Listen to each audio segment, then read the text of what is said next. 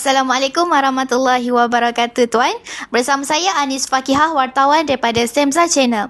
Untuk pengetahuan Tuan, tahun lepas saya dah temu ramah Tuan. Tapi tahun lepas saya temu ramah untuk calon-calon SPM yang tahun lepas lah. Dan kali ini untuk pengetahuan semua, saya sendiri bersua kembali bersama Tuan Haji Kasman untuk temu ramah.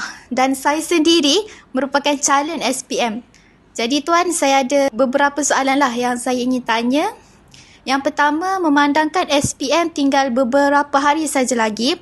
Kalau kita tengok kurang daripada seminggu. Kalau tolak makan, tolak minum, mungkin tinggal beberapa jam saja lagi sebelum calon-calon SPM akan menghadapi peperiksaan tersebut. Memandangkan masa sekarang dah begitu genting dan kritikal buat kami calon-calon SPM, apakah motivasi ringkas yang paling berkesan yang Tuan boleh berikan kepada kami? Ya, bismillahirrahmanirrahim. Assalamualaikum warahmatullahi wabarakatuh. Terima kasih Anis. Semua kembali nampak makin matanglah Anis tahun ini sebab menduduki peperiksaan SPM. Jadi untuk masa terdekat ini, apa yang perlu kita beri perhatian adalah fokus kita lah. Untuk kita benar-benar bersedia untuk menghadapi peperiksaan. Jadi sebagai motivasi cikgu saat ini, kita kena ketepikanlah banyak perkara yang mana kita untuk berjaya itu kita kena berjuang, berjihad, dan salah satu jihad kita pada pelajar-pelajar ialah berjihad dengan jiwa, itu melawan nafsu, keinginan-keinginan yang tidak relevan dengan matlamat dan hala tuju kita lah untuk mencapai kejayaan yang cemerlang dalam SPM ini. Jadi antara keinginan kita itu barangkali dia akan berhubung kait dengan apa yang kegemaran yang salah satunya ialah pengaruh telefon bimbit lah, handset itu juga tambah sekali kita tengok media sosial ni seperti Facebook, seperti TikTok dan sebagainya. Yang ini kalau kita tak dapat mengawal, ia akan mempengaruhi kita lah. Dia akan leka dengan benda-benda ni, Dan juga saya nak mengingatkan dari segi aspek keselamatan lah.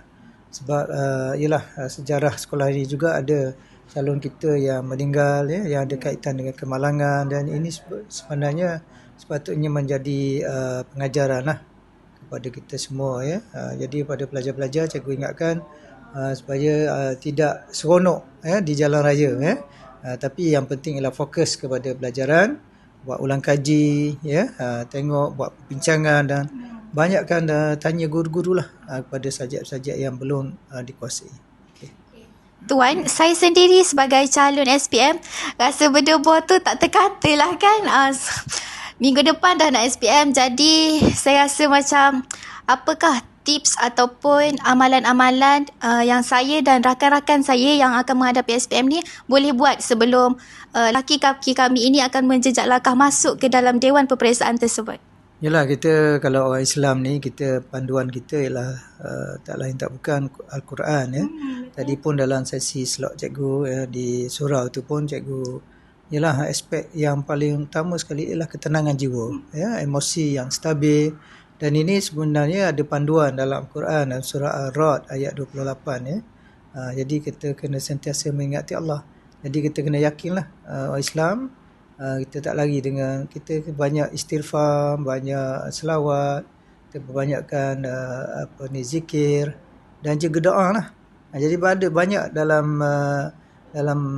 Quran itu sendiri dan juga dalam buku-buku agama kita yang bagaimana kita nak dapat ketenangan itu untuk mengelak daripada berlakunya perasaan gentar, gemuruh dan sebagainya. Jadi secara umumnya cikgu sebut gitulah, maknanya banyak doa, dan tadi pun cikgu titipkan satu doa untuk kita dapat ketenangan dan juga mendapat rezeki untuk kejayaan kita daripada Allah Subhanahu Wa Taala.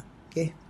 Akhir kata, Tuan ada tak kata-kata yang terlintas di horizon pemikiran Tuan sebelum kami menghadapi SPM yang terbesar tahun ini?